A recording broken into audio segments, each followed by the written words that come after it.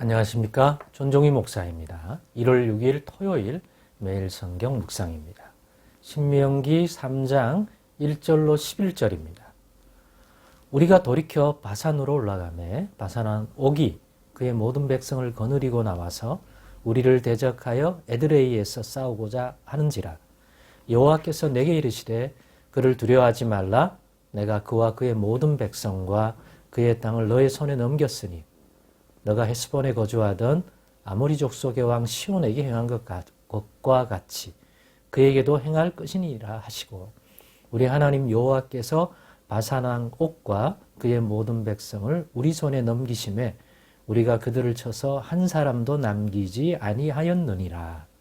그때에 우리가 그들에게서 빼앗지 아니한 성읍이 하나도 없이 다 빼앗았는데 그 성읍이 60이니 곧 아르곱 온 지방이요 바산에 있는 옥의 나라이니라. 그 모든 성읍이 높은 성벽으로 둘려 있고 문과 빗장이 있어 견고하며 그 외에 성벽 없는 고을이 심이 많았느니라. 우리가 헤스본 왕 시온에게 행한 것과 같이 그 성읍들을 멸망시키되 각 성읍의 남녀와 유아를 멸망시켰으나 다만 모든 가축과 그 성읍들에서 탈취한 것은 우리의 소유로 삼았으며, 그때 우리가 요단강 이쪽 땅을 아르논 골짜기에서부터 헤르몬 산에까지 아모리 족속의 두 왕에게서 빼앗았으니 헤르몬 산을 시돈 사람은 시론이라 부르고 아모리 족속은 스늘이라 불렀느니라. 우리가 빼앗은 것은 평원의 모든 성읍과 길랏 온 땅과 바산의 온 땅 곧 옥의 나라 바산의 성읍 살르가와 에드레이까지이니라. 르바임 족속의 남은 자는 바산한 옥뿐이었으며 그의 침상은 철 침상이라 아직도 암몬 족속의 랍바에 있지 아니하냐. 그것을 사람의 보통 규빗으로 재면 그 길이가 9규빗이요 너비가 4규빗이니라. 아멘. 네, 오늘은 우리 생각보다 더 넘치게 주시는 분이라는 제목으로 묵상 나눔을 갖겠습니다. 오늘 본문의 말씀은 어제 본문에서 헤스본, 당시 헤스본, 모세 시대의 헤스본은 아모리 족속의 왕이 시온이 이끄는 그러한 백성들이 차지하고 있던 땅이고 그것이 헤스본이었습니다. 요단 동편에 있는 그러한 땅 중에서 암몬 족속하고 모압 족속에도 속하지 않고 아모리 족속의 이 시온 왕이 다스리던 땅이 헤스본이라고 하는 지역입니다. 근데 그 지역을 가나안 땅에 들어가는 요단강 동편에서 들어가는 여정의 길을 또 그 길을 이끌어 주신 여호와 하나님 때문에 거쳐가야 되는데 지나가려고 했으나 못 지나가고 했기 때문에 결국 싸워야 했고, 다른 암몬과 모압과 에돔 땅과 달리 그 땅은 여호와께서 차지하도록 허락해 주셨기 때문에 그 땅을 차지하게 되었다는 사실을 우리들에게, 또 요단강 서편, 원래 하나님이 약속하신 땅이죠. 그리고 일찍이 40년 전에 정탐을 보냈을 때 보고 왔던 그 땅은 요단강 서편에, 지금 모압 평지에 있는 이 이스라엘 백성의 기준으로 보면, 그죠? 네. 요단강 동편이 자기들이 있는 지역이고, 또 서편이 바로 아브라함과 이삭과 야곱에게 말씀하셨던, 약속하셨던 그 후손들이 차지할 땅의 본 지역이죠. 지역으로만 보면 그 땅이 아니지만 이 요단 동편에 있는 땅도 왜 이 땅이 이스라엘에게 속한 땅이 되는지, 이제 나중에 들어가서 12지파별로 이 땅을 분배받을 때 요단 서편의 그 땅만 아니라 왜 요단 동편에 있는 이 지역도 이스라엘 백성의 땅이 되게 되었는지에 대한 그 역사적 사건이 바로 이러한 지금 살피고 있는 이러한 역사적 배경이 있는 거죠. 그러한 헤스본.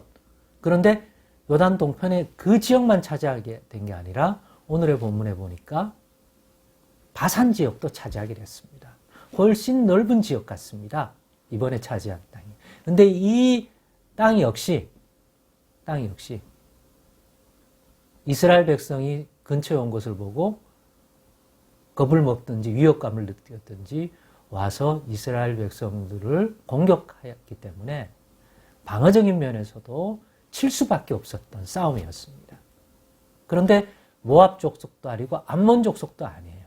그러니까 이 바산 지역을 차지하고 있던 오늘 그 왕이 옥이라고 하는 인물인데 이 땅에 대한 또 이 족속에 대한 하나님의 약속이 없어요. 그러니까 암몬과 모압은 아브라함의 조카 롯에게 준다고 분명히 말씀하셨던 그의 후손들에게 주시는 땅이라고 하셨고 여호와께서 보장한 땅이에요. 그러니까 이스라엘 백성들이 차지하지 못한다고 얘기하셨습니다. 주지 않는 땅. 너희가 주는 땅은 따로 있다. 에돔 땅은 야곱의 형 에서에게 주신 땅입니다. 누가요? 여호와께서. 그러니까 그건 너의 기업이 되지 못할 것이다. 그러나 이 헤스본과 이 옥이 다스리던 이 바산 지역의 땅은 그렇게 하나님이 그들에게 준다는 그러한 약속이 없습니다.